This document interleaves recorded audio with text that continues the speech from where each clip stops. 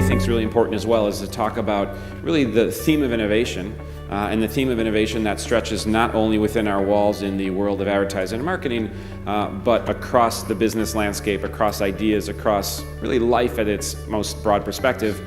So Don has, spent his whole life focused on the power of words, the power of communication, and I think that'll be a lot of what comes through today.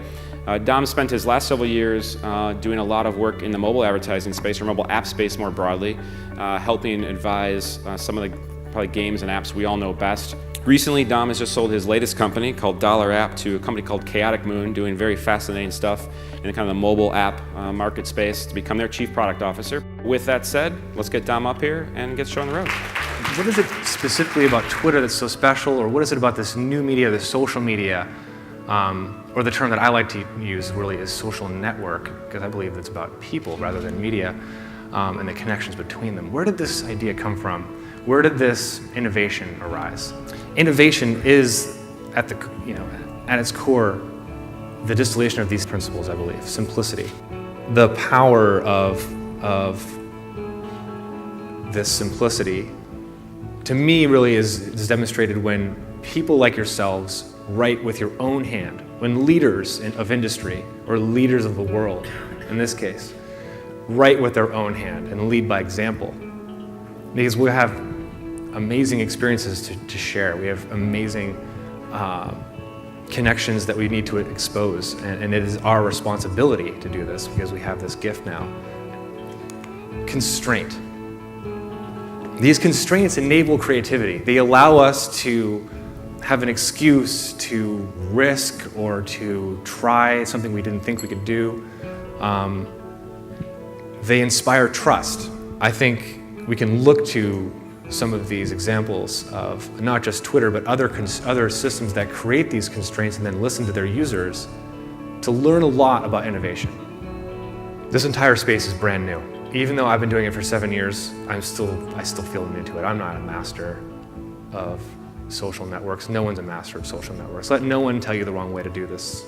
Just take a couple of these hints that resonate with you and try to shrink your voice into this tiny space. As I talk about social networks and communication and connecting people, what I'm trying to describe are these tools and tricks of literature that are ages old that we can use if we simply understand that this is about reading and writing. You could find the masters: Hemingway, Shakespeare, Confucius. They're the ancient forms that you can use to rise above this status idea into a conversation. Use the tools of literature and poetry to craft an authentic human moment. And that, to me, that's the name of the game: authenticity. It's about having your voice, your speaking voice, your comedic voice, your style, shrunk down into this 140 character space. Think of it as if it were your stage, your tiny stage. If there's one word that I want you to remember from all the words I've spoken tonight, it's this next one, and it's what leaders do. It's how they get to where they are. It's what they have to do even after they're elected. And it's I think the real trick, and it's so hard to listen.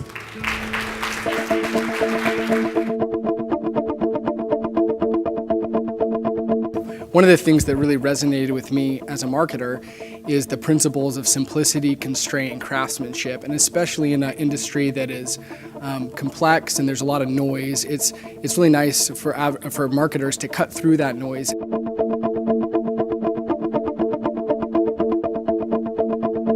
For me, it's simple. If I have a very easy filter. If I've read an article and I read it from beginning to end, that qualifies it for me to be tweeted.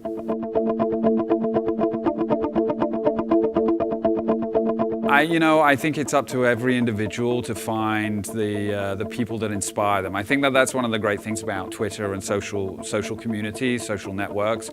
We're inspired by people at an individual level. It's a very human interaction. We connect with certain people through who they are, what they do, how they've affected us, or how they potentially could affect us.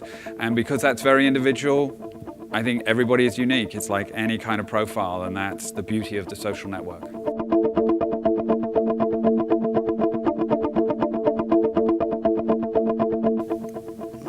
How much Twitter stock do you still own?